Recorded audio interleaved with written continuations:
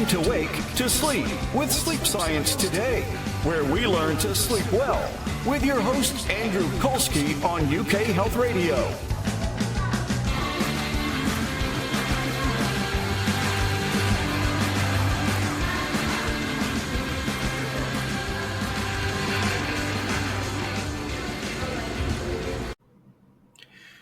Hello there, and welcome back to another episode of Sleep Science Today. I'm your host, Andrew Colsky. Today we're going to be talking about sleep and sex/gender. I'll explain that in a minute.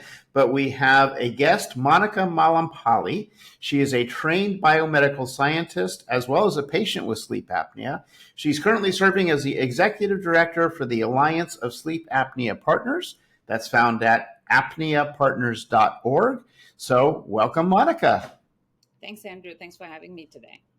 Glad to have you here. I really have been waiting to be able to do an episode about this in terms of gender and whether there are any differences related to sleep. And apparently there are, as we've had a chance to talk ahead of time. So can you start off by telling the audience, what is the Alliance for Sleep Apnea Partners and what do you do? So we are a nonprofit organization. Basically, in the U.S., we're designated as 501c3, which is a charitable organization. And what we are very interested in is raising awareness and promoting, or I should say, promoting and advocating for screening, diagnosis, treatment, and management of sleep apnea. We realize there are many gaps in all of these four areas that I mentioned, which means that there are patients out there or people who are living with sleep apnea who are not even sure they have sleep apnea. People who have received diagnosis of sleep apnea are yet to get treatment. People who are following current treatment are having trouble managing. So again, understanding what is important for the patients and how we can change some of the policies here in the United States so that better benefit the patients.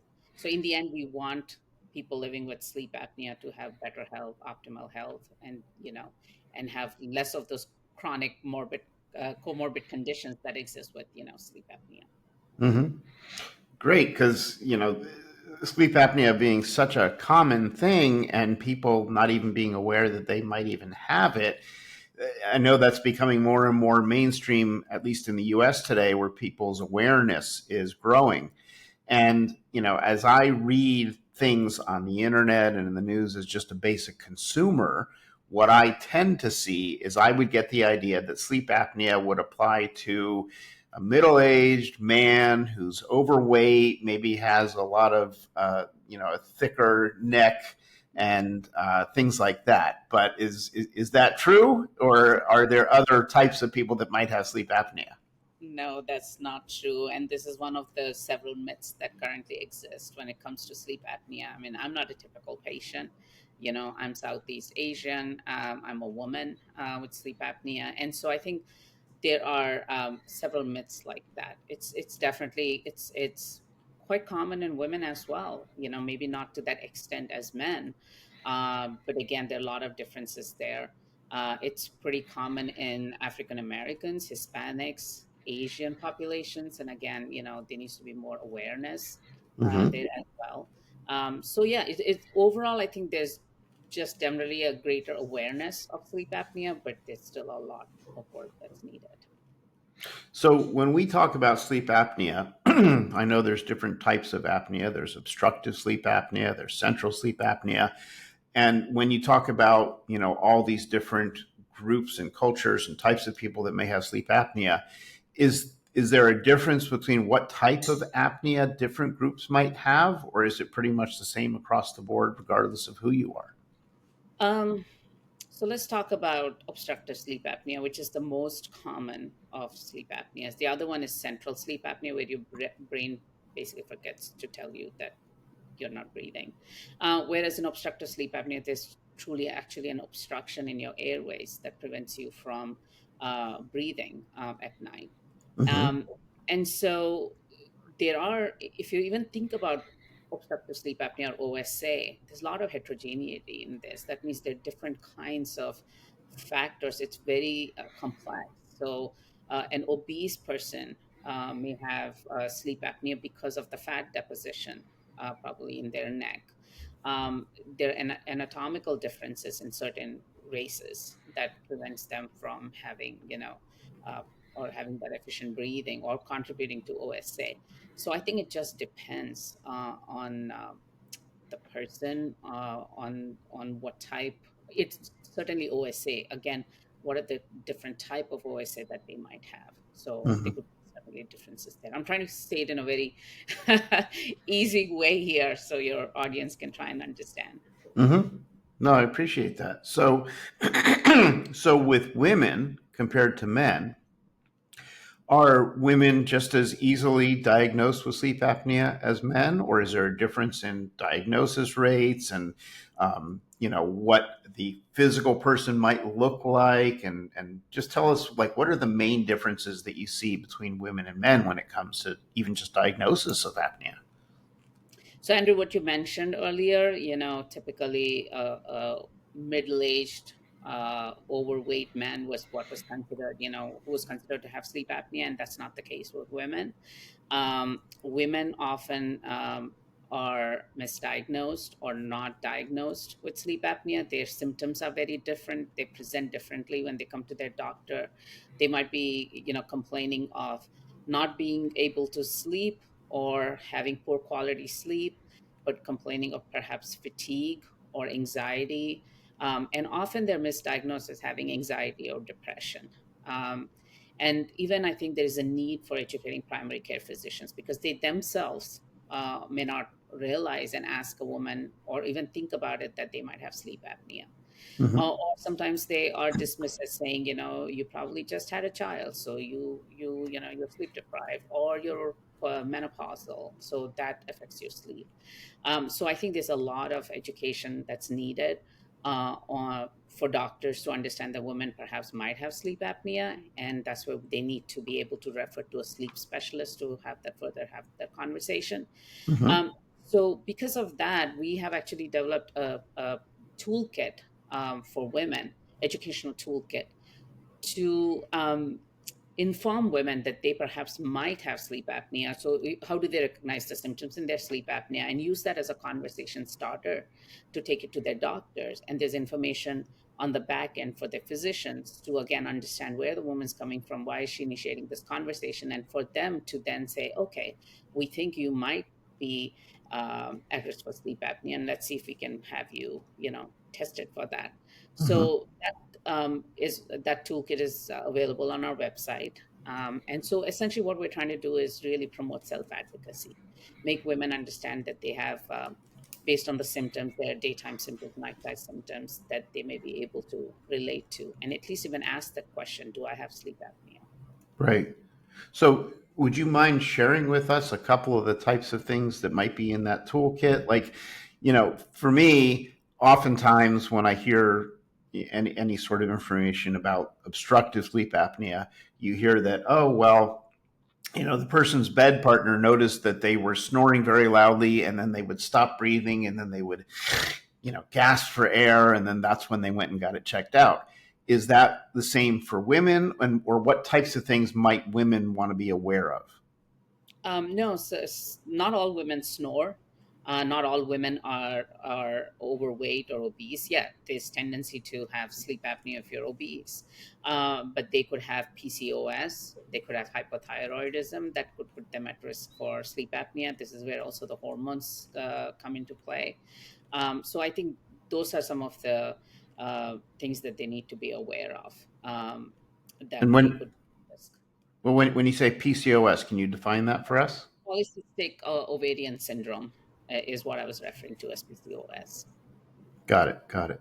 So it is possible then for someone to have obstructive sleep apnea and not have the sort of stereotypical snoring and gasping? Yes, it is possible. And that's what, and a woman can be very skinny and still have sleep apnea because there could be a physical obstruction probably in the airways that is also impacting them. It's got nothing to do with their weight. So I think it's just individually, I think it's understanding what the symptoms might be, And again, asking your bed partner, how am I, sleeping at night? Am I snoring? If I'm not, why am I not getting, the fresh sleep? Why am I feeling so fatigued and wanting to take a nap during the day? So I think it's just some of the questions at least the women should be asking Hmm. if they believe that they are not getting restful sleep. So it sounds like if a person is just feeling during the day that they did not get restful sleep, maybe they're a little bit tired, maybe they just don't feel refreshed when they wake up, those are some initial signs that may lead them to want to take a look at the toolkit that you have, for example, on your website, and then further explore whether or not they may be dealing with sleep apnea. The goal is to have women get to a sleep doctor. Many of them are not even aware that they should at least have the conversation about their sleep with the sleep doctors, right? The Hmm. sleep doctors are then better at really understanding what is going on with the woman. What is interfering with the sleep. Insomnia is pretty common in women as well. Sometimes insomnia and sleep apnea are comorbid together. So I Right. think that's why it's very important. Women may see, I'm not falling asleep. So we know there's data to suggest they lay in bed, longer, have trouble falling asleep longer. Sometimes they're comorbid as well. So again, understanding whether it's insomnia, whether it's sleep apnea, or it's a combination of both. And I think what I'm trying to get to is use the toolkit, see what's in the toolkit. Are you able to relate to some of those symptoms? Maybe perhaps the symptoms you're describing as anxiety and depression may not really be anxiety depression. Maybe Hmm. it's got to do with your sleep, but at least have the conversation with your physician. And, and again, in having this conversation, if your physician feels you need to actually see a sleep doctor, then follow through and meet with the sleep doctor and get a sleep study done to see what is really going on. Right, right. So ultimately, the sleep doctor is going to be the one who can do the full scale sleep study and really get a good picture of everything that's happening with someone. So before we go too much further, let me back up a second here. And we're talking about differences with gender, but let's define gender versus sex. Is there a difference? Is there a difference in like the UK versus the US? How are we using those terms? I think in United States, we refer to the term sex when it comes to, so let's say sex difference refers to biological differences between women and men, I should say females and males. So that refers to, the chromosome complement or hormones.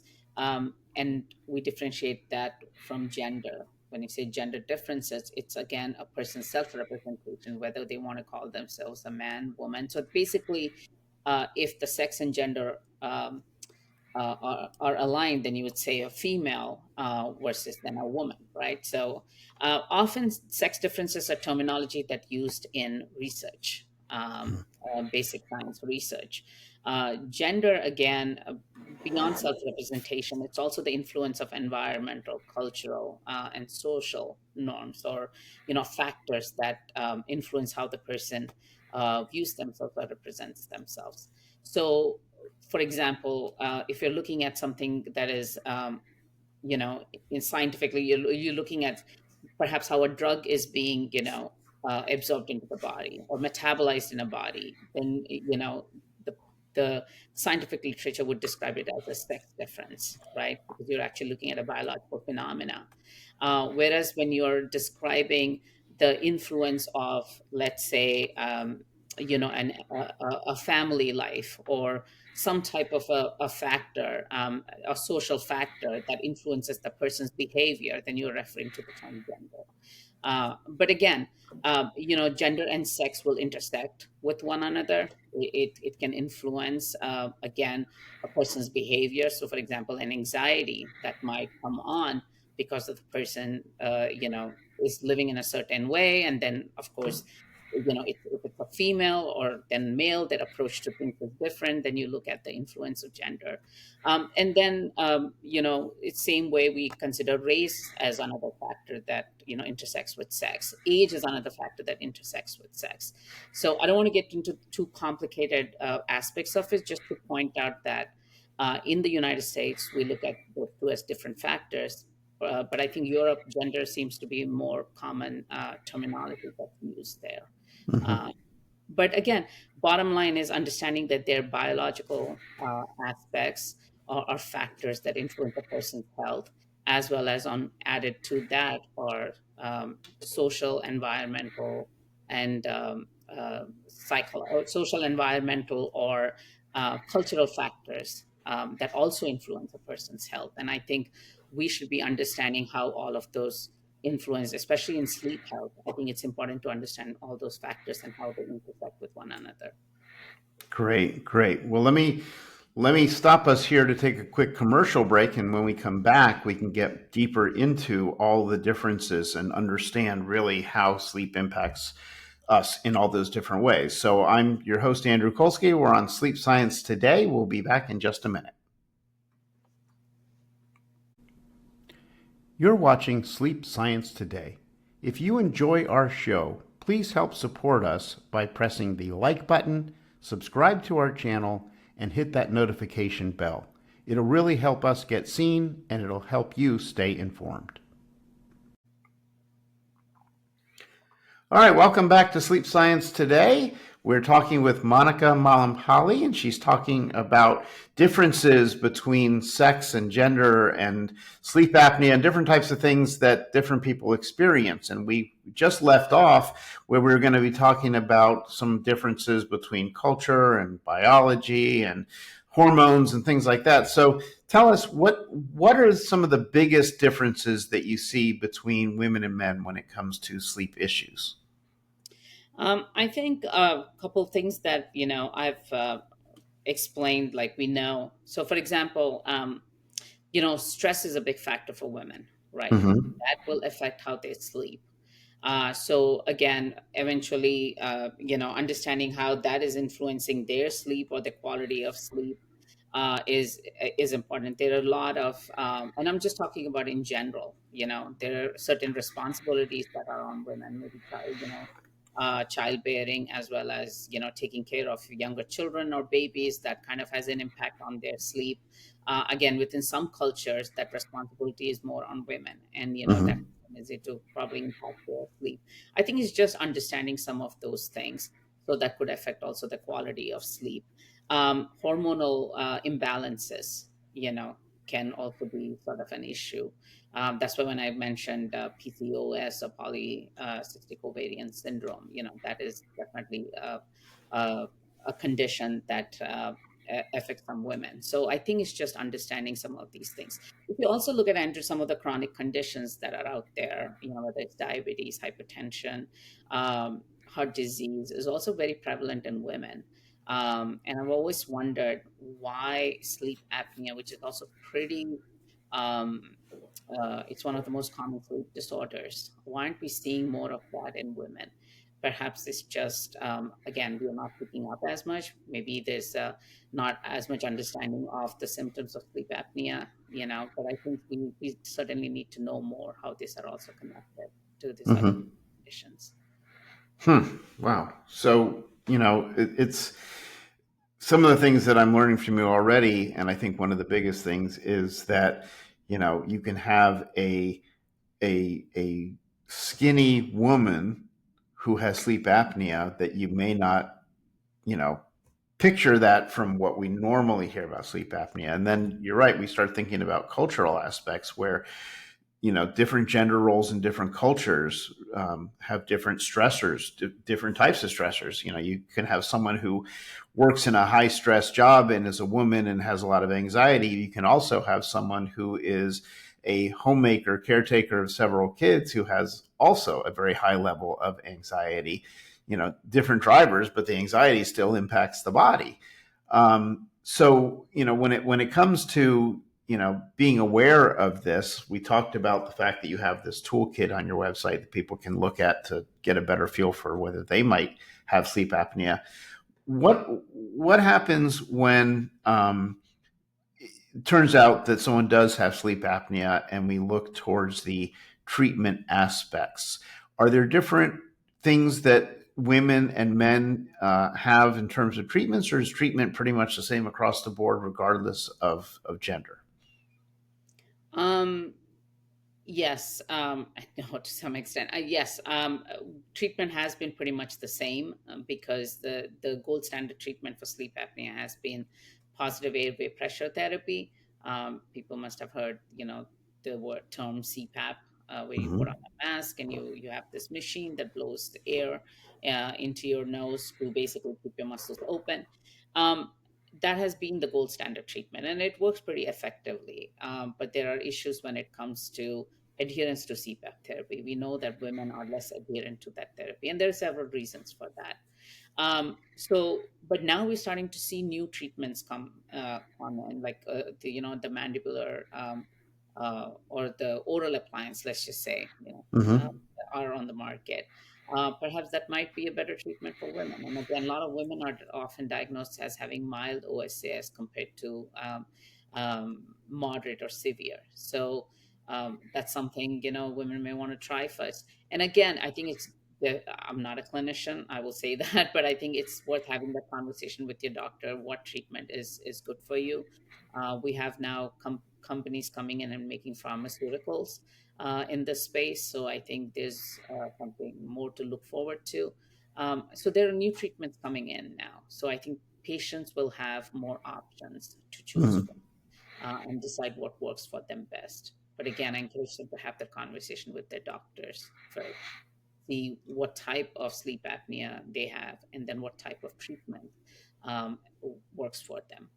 Yeah, yeah, and one of the things that I deal with all the time is seems like most of my patients breathe through their nose. And so if they use a CPAP, they use just the nasal pillows or something similar, and it's easier for them to adapt. But when you get to patients who use the full face mask because maybe they're a mouth breather or both, it becomes more uncomfortable. And then I see more compliance problems because they just complain. It's just so uncomfortable. I can't really get any sleep. And so they stop using their CPAP. And, some patients never knew to look for or try out, like you said, the oral appliances. So some of them can try out the oral appliance. And if they have a less severe case, that might be all they need to take care of the situation, and they don't need to have anything over their nose or mouth. So there are a lot of different options out there for people, and especially again, from my personal experience in my practice, many of the women who have sleep apnea tend to be on the less severe side. Now, I don't know if that's true scientifically, it's just my experience. And so some of them are trying the oral appliances. I think science is there. I think we just need to know more, but that's what at least the science is showing. Women tend to be diagnosed with having more of mild sleep apnea, so oral appliance might be something that they might want to try first. Uh, Hmm.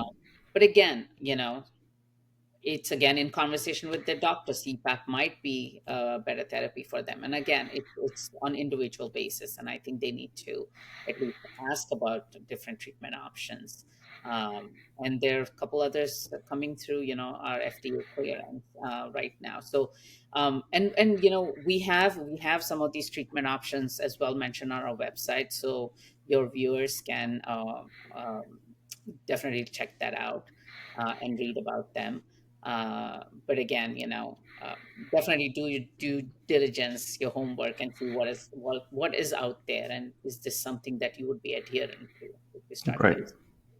Right. Yeah. So I mean, I guess it's good news though, the fact that there are different options and not just one, and it either works for you or Yes. doesn't. You have multiple options. Yeah, we've been using this term on our end, right treatment for the right patient, and that's what ASAP is going to push for. That we definitely need, uh, several options, and again, have patients be the center of that and decide what option works for them best. Right. Again, eventually we want them healthy. We want to see that treatment's effective for them. Hmm. Okay. So tell me this then. Um, let's talk a little bit about life stages with the difference between women and men and hormones and all the different things that make men and women different. Normally, when we talk about sleep, we've got small little infants who have one amount of sleep that they need, a lot of it. That then you kind of move through the life stages, and you got your teenagers that sleep a lot and later, and then as we get older, we tend to sleep less. But between women and men, can you educate us there? What are the differences, and what is the cause or reason for the differences? Um, so when you're talking about the life stages, I think the way I like to look at it is different hormonal milestones, because that's when you start to see changes. So, for example, puberty, you start to see different sleep patterns change between girls and boys. Interestingly, insomnia, the girls tend to report more problems with insomnia at puberty. Also, anxiety is high in girls around that time. And then you come to pregnancy, because of the changes in the woman's body. Then you start to see again changes in sleep during pregnancy. One of the things we talked about is the sleep disorder breathing, especially in the third trimester. Um, and then from there, you go into perimenopausal stage when your hormones are starting to change. There could be some changes. And then menopause, right? Where the protective effect of estrogen is gone away now, and the woman is essentially biologically is at the same risk as some of the conditions that men are at risk now. For example, where the heart disease, insomnia again comes up at menopause, self-reported.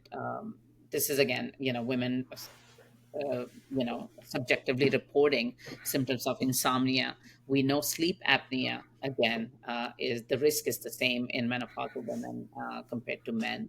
And again, anxiety pops up again there at menopause. So I'm just comparing for you some of the sleep disorders, as well as, along with the anxiety and depression. We have conditions, sleep disorders such as RLS, which is more common in pregnant women, restless leg syndrome. Mhm. uh, so I think it's just that during these different life stages, there is a role of hormones that we see. And again, they do influence the sleep, and again, your predisposition to certain sleep disorders. Fantastic. Well, thank you for that. So, couple things I want to follow up with there, but before I do, I'm going to take another short commercial break. We'll be right back with Sleep Science Today. You're watching Sleep Science Today. If you enjoy our show, please help support us by pressing the like button, subscribe to our channel, and hit that notification bell. It'll really help us get seen, and it'll help you stay informed. All right, we're back with Monica Mallampalli. This is your host, Andrew Colsky, Sleep Science Today. We're talking about the differences between genders when it comes to sleep. And when we left off for our break, I had two questions that I wanted to follow up with. The first one was you had mentioned sleep disordered breathing as part of your answer. Can you clarify for us what exactly does sleep disordered breathing mean? So, sleep disordered breathing is a change in your breathing pattern that actually tends to interrupt your sleep or the quality of sleep. And we tend to use that term more broadly, especially if somebody who has not been diagnosed with sleep apnea. At least in my case, I try to do that. When you say sleep apnea or obstructive sleep apnea, somebody has actually received a proper diagnosis. But I think sleep disordered breathing is just a overall general umbrella term for Mm-hmm. someone whose breathing is impacted during sleep. Okay. So that leads to my next question, which is something that we haven't really gone into yet, which is, so we're talking about sleep apnea, but let's talk about sleep apnea, and maybe you can compare and contrast general sleep disorder breathing that may not be sleep apnea, and then sleep disorder breathing that is because of obstructive sleep apnea or sleep apnea. And can you tell us what are the risks? What things can happen to a person's health if they have sleep apnea or some other disorder breathing and they don't treat it? Oh yeah, there are a lot of morbidity that is associated with not being able to breathe efficiently. We know there are changes in brain that we see, so that can lead to cognitive impairment or dementia. Um, And so basically, when you have pauses in your breathing, you're not getting enough oxygen, right? So this is that hypoxic effect on the body, and which can have the detrimental effect. So you're at risk for heart disease, diabetes, hypertension. So these are some of definitely the conditions that we know uh, that a person is predisposed to when they have undiagnosed sleep apnea or untreated sleep apnea. Hmm. But we just Wow. don't talk about it enough. I mean, I think there is that greater, larger awareness that's needed, even when we're talking about other comorbid conditions, that sleep apnea needs to be considered as a chronic condition. And the way we see it, if left untreated, can lead to some of these other serious conditions. Hmm. So with that, I'm curious.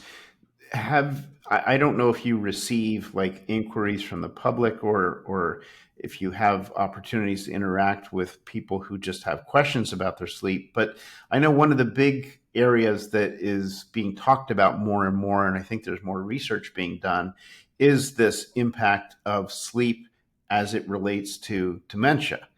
And I've been kind of trying to follow a couple of the new things that are out. But are you seeing an uptick in interest about that? And do you have any information? I don't know whether you have anything that you're aware of that you can share along those lines. Not anything recently. I've really not been as involved in the overall sleep health aspect than, just been very focused on sleep apnea in Hmm. general. But there is that link to Alzheimer's and dementia. We know that. And the bigger question is, why do we sleep? And there was a hypothesis that was put forward a few years ago that while you're sleeping, the brain is clearing out the debris, and then that's the main role, that you're sleeping, so it can clear out all the debris. And when you don't sleep, basically all of that is kind of leads to cognitive issues and things. um, but again, I've not kept up with the literature as much, but there are definitely, I think there's science out there that has made these connections to this other conditions when you do not have the good quality sleep. Yeah, yeah, and it just seems like sleep in general is becoming more talked about, and then that particular issue is becoming more talked about. And so, I realize it's sort of an unfair question to you because your focus is apnea, but I was just curious if you had heard much about it. No, So, yeah, I mean, I have. I mean, I've heard about it, but again, I think the bottom line here is, I think, as doctors are talking to their patients about nutrition, about weight loss, about. I think sleep is something they never talk about, and I think it's important to bring that conversation up with your doctor. I mean, it's part of being healthy, right? And when you're not getting good sleep or quality sleep, it is bound to have an effect on your body, on your mental health, on your physical health, emotional health. And I think it's important to have that dialogue with your doctor and say, what is going on? Why am I not able to sleep? And not, if you're being dismissed that, oh no, it's probably because of stress. No, find out why is that, how can I better manage my stress or my anxiety, and is that improving your sleep? And I think we don't take sleep as seriously as we take other exercise or nutrition and things like that. And I think people need to start doing that, and take their sleep seriously. All yeah, sleep disorders will start with not being able to sleep. right. Sleep early. And so there is time for, intervention early on, and see how you can delay some of these sleep problems. Yeah. Well, so as we're talking about different sleep problems and all, and I know the work you do, you have the opportunity to learn about different stories and anecdotes from other folks that have gone through things. Do you have any interesting stories that, kind of help make the point about all of the differences that we've been talking about today that maybe can kind of bring it to life for us? We have some stories on our website, and we're in the process of collecting more stories. So I absolutely encourage people to come forward if they want to share their journey with sleep apnea, and how they went about getting diagnosed or treated. And again, challenges that they have faced. So we absolutely welcome them to come share their story with us. There are a couple stories I would point to, is there are two stories. One is a veteran, Jasmine Steele, who talked about being diagnosed with PTSD and how she found out she had sleep apnea. And she felt if she had known that she had sleep apnea early in life, she would have gotten the treatment. It could have prevented her from, getting PTSD. Then we also have a story of Vika Stanton, who came to us because she had sleep disordered breathing during her third trimester of being pregnant, and literally could not sleep that whole third trimester. So she felt that women needed to know this, could not get into a sleep study. It did go away once she had the baby, but then she was very worried about her baby's health, her health, for not being able to sleep. So again, those are the kinds of experiences we want to capture, and there are several other stories out there as well, Mhm. so that we are able to connect with the public. And if someone may look at the story and be able to resonate, their experience might resonate with the story that they're reading. So that's why we have been putting up all these stories on our website. Great. So someone who might be listening to this podcast can go to your website and they can submit their own story. Yes, absolutely. They can submit their story, reach out to us, and can share their experience. Great, great. Yeah. So based on one of the stories that you were just talking about, can you give us a little bit of a deeper dive in an understanding when it comes to pregnancy and sleep, and then also post delivery, whether there's sleep issues? Clearly there's sleep issues because you've got a baby, you've got to wake up and take care of the baby, but it seems like there's a lot of areas for a person to be confused as to what might be going on with their sleep and why they're not feeling rested. And it's easy to say, well, I have a new baby, so I'm up all night, which is true. But are there other things that we need to be thinking about, and even, like I said, during the pregnancy phase, that we should be aware of? Yeah, so I think let's just make it easy, because we're switching back between sleep and then sleep apnea.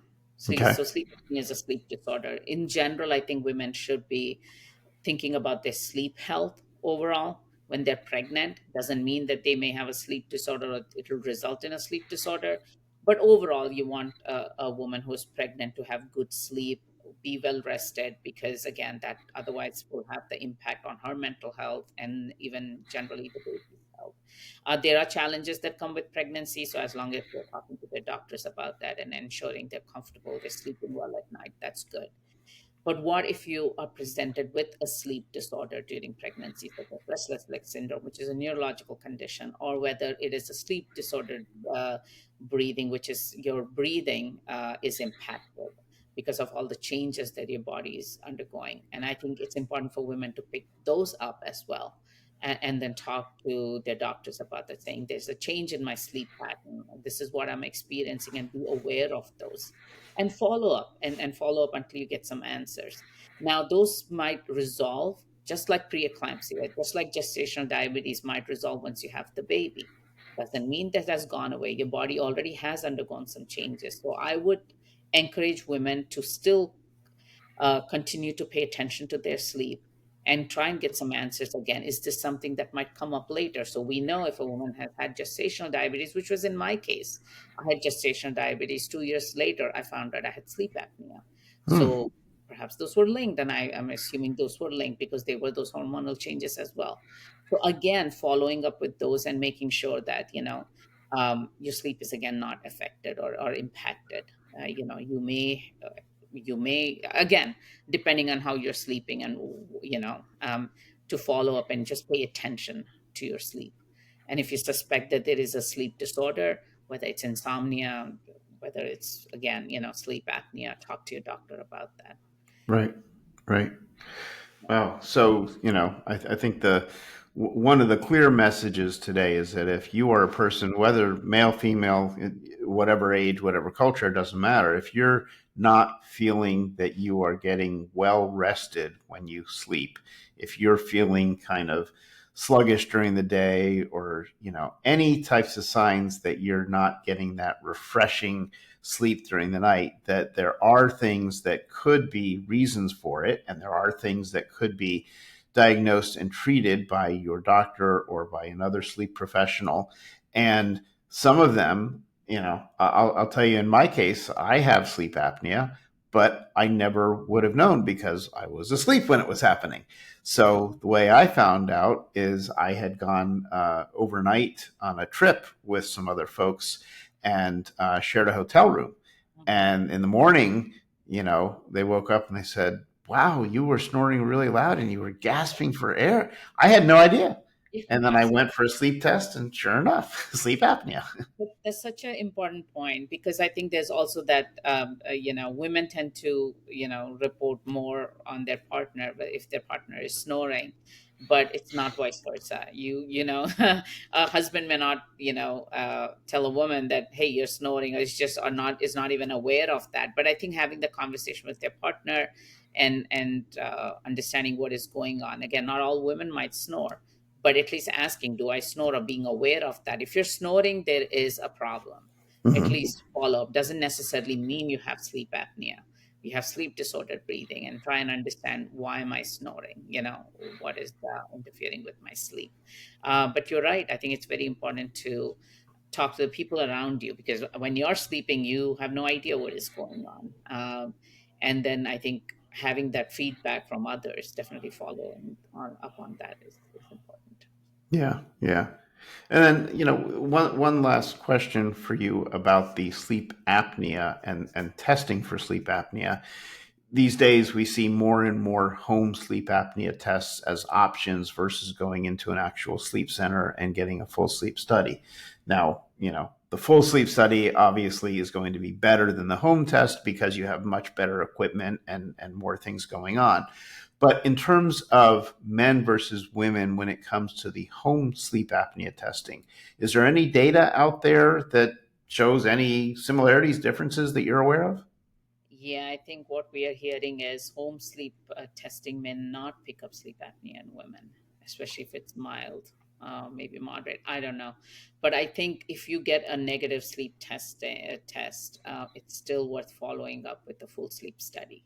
And not just assume that you don't have sleep apnea. At least that's what I tell them. And that's what our toolkit says that too.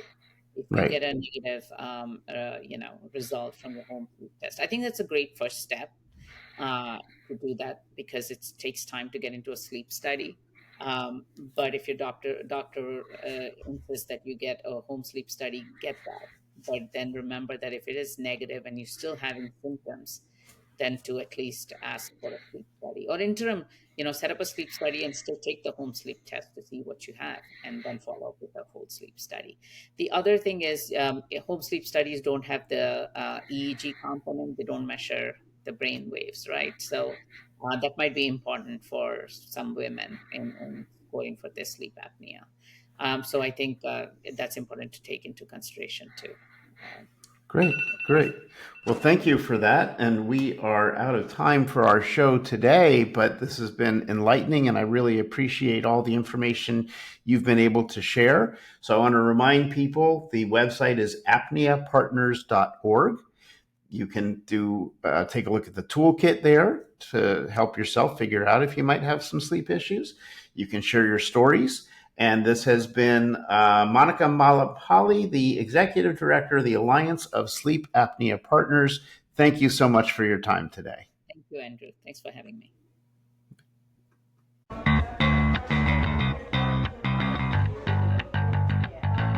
Thank you for listening to Sleep Science Today and learning how to sleep better with your host, Andrew Colsky, on UK Health Radio.